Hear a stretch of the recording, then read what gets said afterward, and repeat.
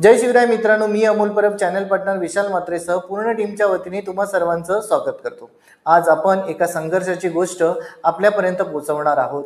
तो संघर्ष म्हणजे नवी मुंबई आंतरराष्ट्रीय विमानतळाला लोकनेते दिवा पाटील यांच्या नावाची मागणी किंवा आग्रह या भूमिपुत्रांनी कसा केला आणि त्या भूमिपुत्रांचं नेतृत्व करण्यासाठी किंवा एक नेतृत्वाचा भाग म्हणून आपल्या सोबत आहे माननीय श्री सुशांत पाटील यांचं। सर, एक महत्त्वाचा मुद्दा आणि तुमच्या जीवनामध्ये आत्तापर्यंत एक चळवळ म्हणूया किंवा एक खूप महत्त्वाचा टप्पा जो आहे नवी मुंबई विमानतळाचं नामकरण, आंतरराष्ट्रीय विमानतळ ज्या नावाला इथले भूमिपुत्र असं म्हणतायत की अजूनपर्यंत जो आग्रह आहे की मला लोकनेते दिवा पाटील यांचं नाव दिलं पाहिजे आणि ते अजूनपर्यंत तुम्ही त्या गोष्टीला लढताय।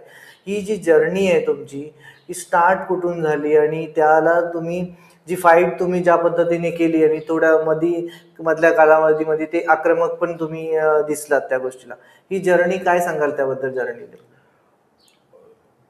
लोकनेते दिवा पाटील साहेब यांचं कार्य एवढं अफाट आहे की ते राष्ट्रीय नेते आहेत खरं म्हणजे त्यांच्यावर तुम्ही अभ्यास केला आणि जर बोलायला गेलो तर आपल्याला 2 ते 3 दिवस बोलता येईल, एवढं काम आहे त्यांचं। परंतु हे काम आपल्या पालघर जिल्ह्यामध्ये बहुतांश लोकांना माहिती नाही, पण आम्हाला वाचनामध्ये किंवा आमच्या चळवळीच्या भागात, समाजाच्या भागात हक्काने लोकनेते दिवा पाटील साहेबांचं एक छायाचित्र लावलं जातं आणि त्यांना मानवंदना दिली पाहिजे।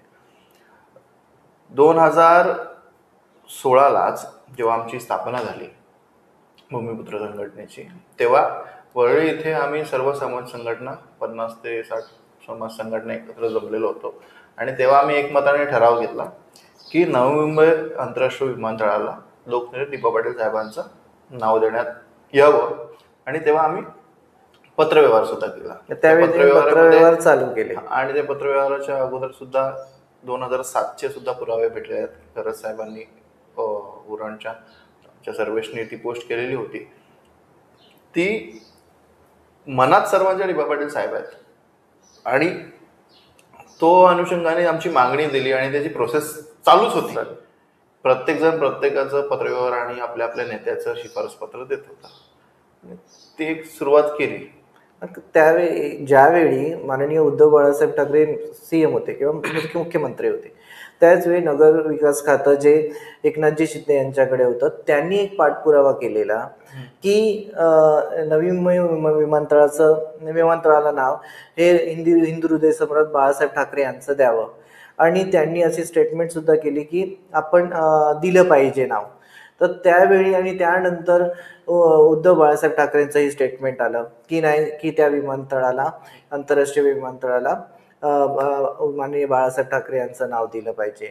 त्यानंतर जे आपले त्यांचे प्रवक्ते माननीय संजय राऊत यांनीही असं वक्तव्य केलं की नाही, आम्ही ती प्रोसिजर पुढे चालू केलेली आहे, दिल्लीला पाठवली आहे। या सगळ्या गोष्टी केल्या, तर त्यावेळी तुमची प्रतिक्रिया? खरं म्हणजे बघा, त्यांच्यामुळे जास्ती चळवळ चालू झाली। ह्या चळवळीला एक मिळण्याचं काम म्हणजे बोललो ना, ज्वाला भेटली का, अरे हे आता आपल्या हातात जाणार आहे।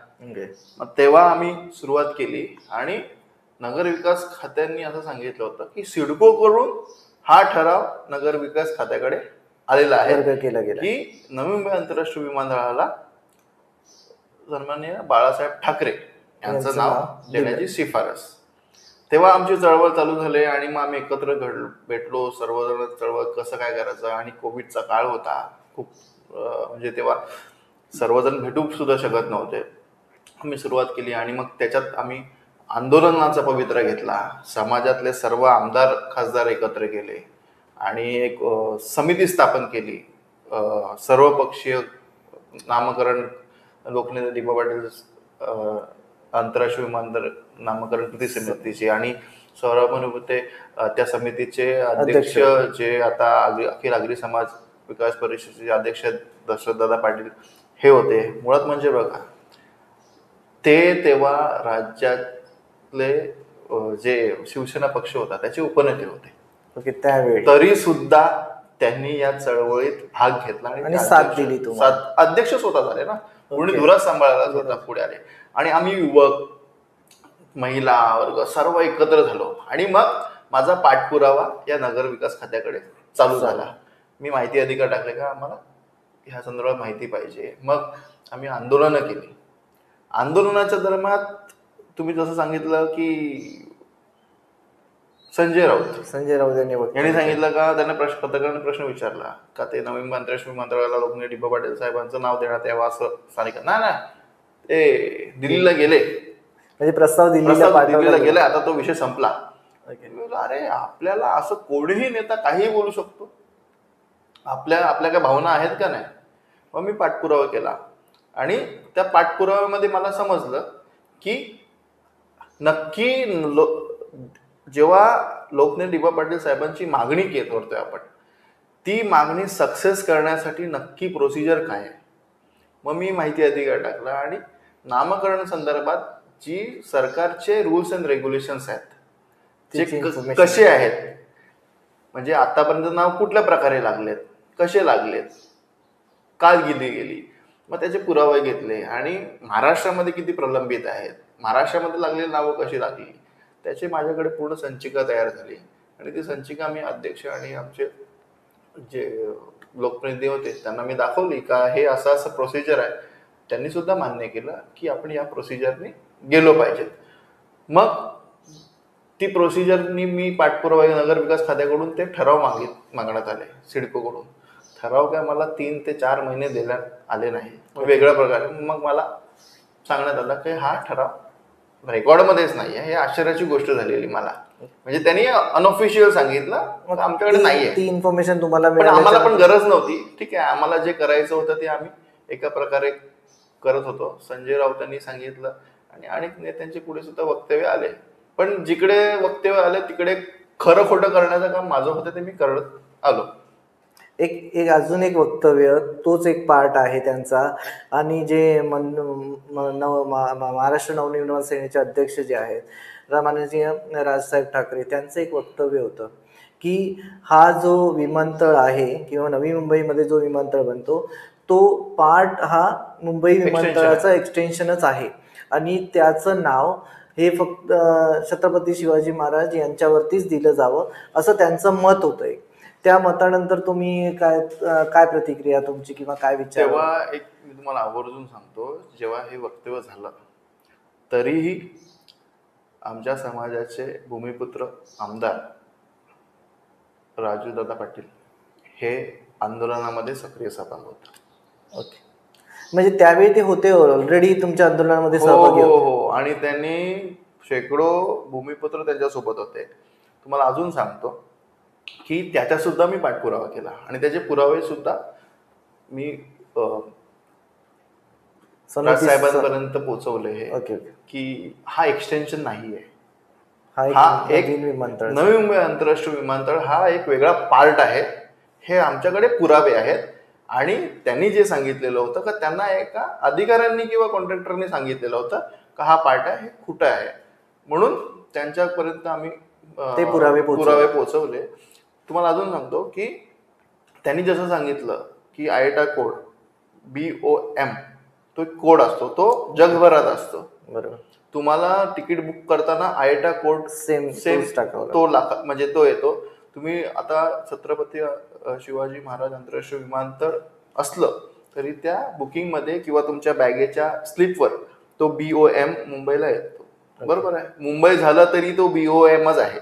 ओके.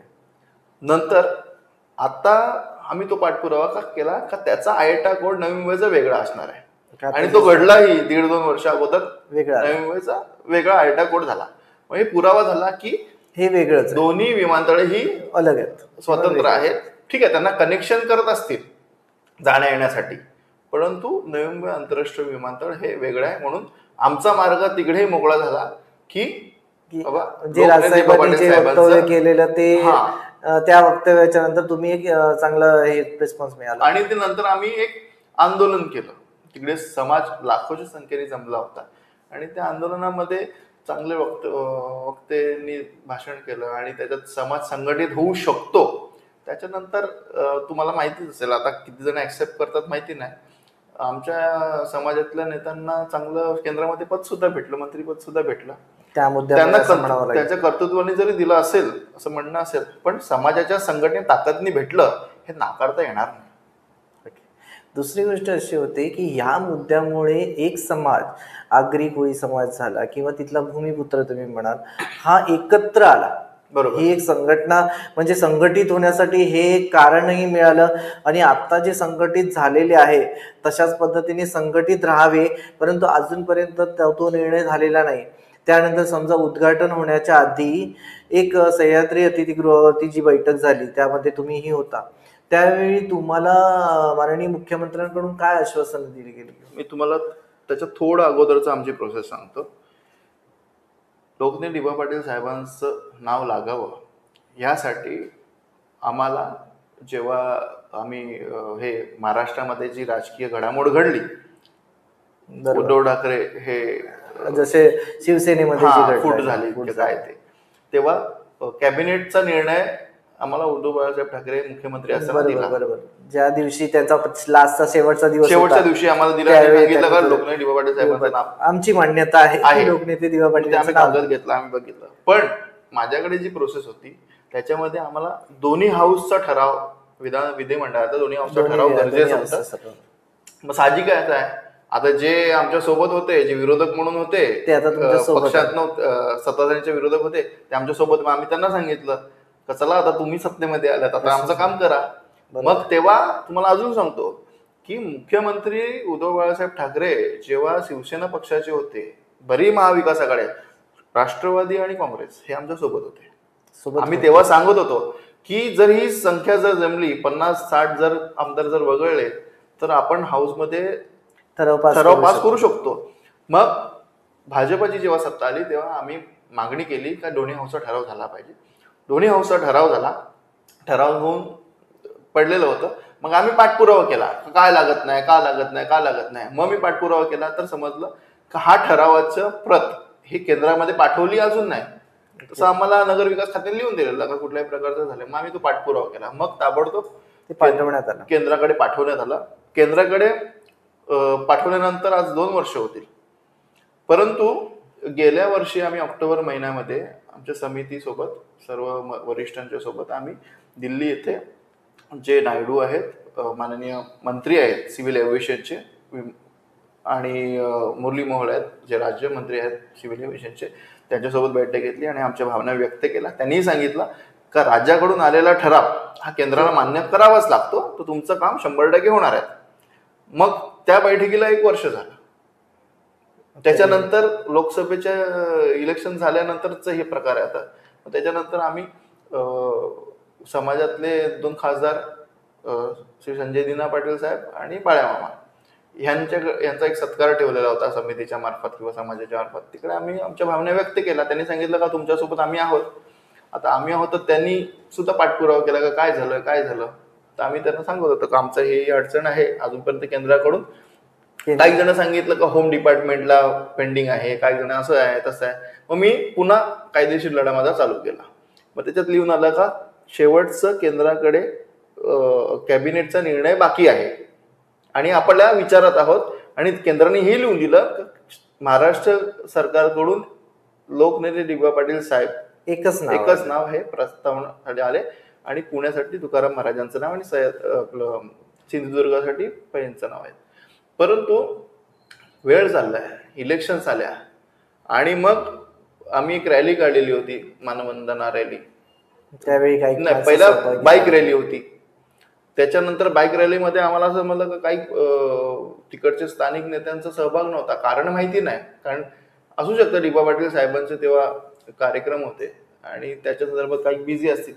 परंतु मग बाळामांनी सांगितलं की आता मी स्वतः कार रॅलीचं आयोजन करतोय मानवंदना म्हणून, सर्व मिळून आपण करू समाज बांधवांची. त्यांनी जरी पुढाकार घेतली समाज बांधव, त्याच्यात आमचे अध्यक्ष दशरथदादा पाटील सुद्धा होते आणि त्याच्यात मोठ्या संख्येने ही रॅली आली. आणि त्याच्यात सरकारला जरी विचार केला का अरे हे आता संघटित आहेत, कुठे विखुरले नाही आहेत. मग त्याच्यानंतर पुन्हा आम्ही आंदोलनाची तयारी केली का मुख्यमंत्र्यांसोबत आम्ही बैठकीला वेळ भेटत नव्हता. पुन्हा आम्ही आंदोलनाची तयारी केली. मग तेव्हा आपले पालघर जिल्ह्याचे पालकमंत्री श्री गणेश नाईक यांनी पुढाकार घेऊन देवेंद्र फडणवीस यांना बैठक लावण्याची विनंती केली.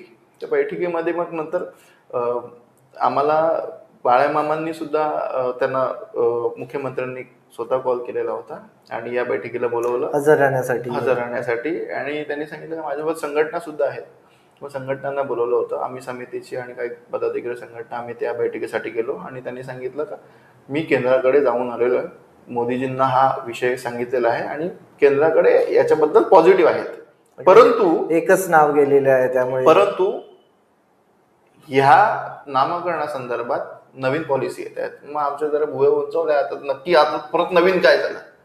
म्हणून आम्ही देवेंद्रजींना आम्ही भेटलो आणि सांगितलं का ताबडतोब तुम्ही नाव द्या आणि फलक नवी मुंबईचे लागतात, कारण भूमिपुत्र तिकडचे फलक काढून फेकत होते, थोडे अग्रेसिव्ह होतं. मग आम्ही सांगितलं, त्यांनी सांगितलं नाही 2 महिन्यात ही पॉलिसी तयार होईल आणि त्याच्यात नाव बसेल आणि त्याच्या संदर्भात आपण पाठपुरावा करू.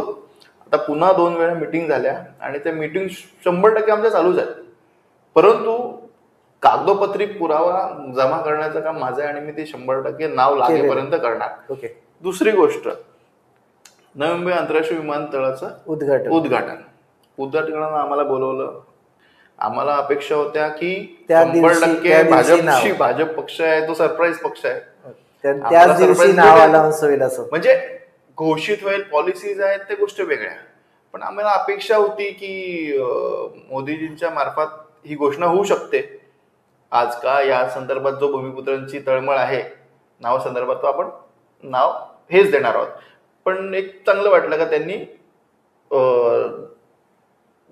लोकनेते दिबा पाटील साहेबांचा आपल्या भाषणामध्ये उल्लेख केला आणि देवेंद्र फडणवीस साहेबांनी सुद्धा उल्लेख केला. मात्र दोन्ही उपमुख्यमंत्र्यांनी उल्लेख न केला, त्याचा आम्ही ताबडतोब निषेध व्यक्त केला. अपेक्षा होती तुमची बाईट बघितली की अपेक्षा होती की नामकरण झाले होईल, पण ठीक आहे, आता 2 महिन्याचा टाइम मागतात. आता हे 2 महिने, आता 2 महिन्यामध्ये 1 महिना पूर्ण झाला. आता 3 ऑक्टोबरला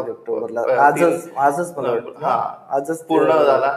आता बघू, आता आमची पुढची भूमिका असेल, आम्ही ठरवू. त्यानंतर उद्घाटन झाल्याच्या नंतर संजय राऊत यांनी एक वक्तव्य केलं, तेही बघितलं असेल तुम्ही, की ते वक्तव्य असं होतं की नाही, भारतीय जनता पार्टीला माननीय नरेंद्र मोदी यांचं नाव द्यायचं आहे, म्हणून ते अजूनपर्यंत नाव दिलं गेलं नाही. या सगळ्या गोष्टी बघा, हे संशय जिथपर्यंत नाव नाही लागत तिथपर्यंत संशय येणारच. का नाही लावलं, तुमच्या मनामध्ये काय धास्ती वाटते? धास्ती वाटणारच ना, शेवटी नाव का लागत नाही. फक्त थोडा विश्वास आहे.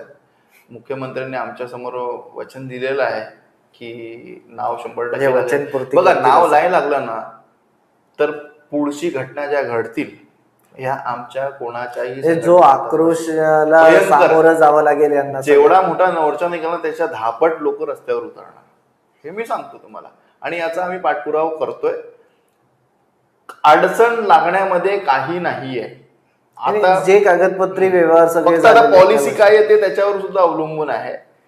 आमच्यासोबत बदमाशी करतात का आमच्यासोबत रास्तात ते आम्हाला समजेलच. जशा पद्धतीने तुम्हाला आश्वासनं दिली गेली आहेत, मला वाटतं आम्ही हे आहोत, पॉझिटिव्ह आहोत की नवी मुंबई विमानतळाला माननीय दिबा पाटील यांचं नावच दिलं गेलं पाहिजे आणि भूमिपुत्रांचा एक आवाज तिथे स्पष्ट दिसून येतो आणि त्यांची एक स्ट्रेंथ. खरं म्हणजे जे भूमिपुत्र एकत्र आलेत आणि एकत्र होऊन तुम्ही या ज्या संघटना स्थापन केली आणि त्यासाठी एक संघर्ष केला, त्या संघर्षाला एक यश मिळेल.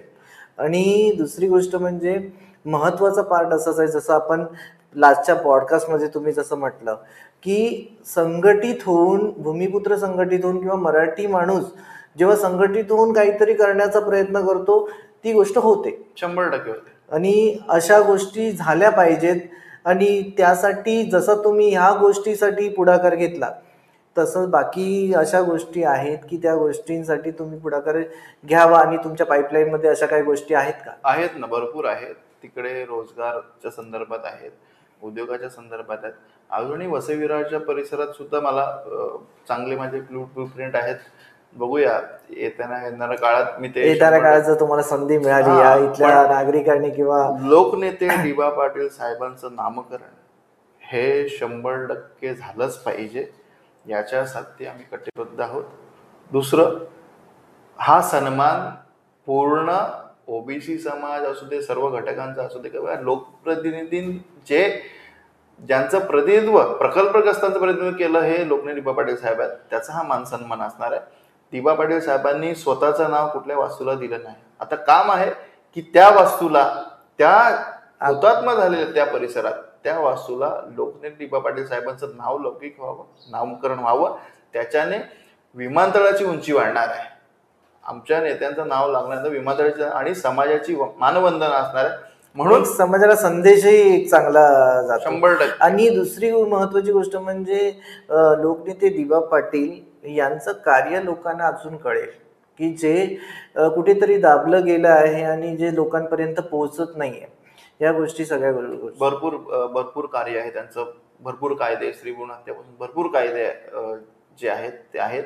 मी येणाऱ्या काळात त्या तुमच्या पॉडकास्टच्या माध्यमातून पुन्हा एकदा आपण भेटूया, त्यांच्या कार्याला उजाळा देऊ. आणि तुम्ही ह्या विषयावर एक पॉडकास्ट घेतला त्याच्याबद्दल खूप खूप धन्यवाद मानतो तुमचे.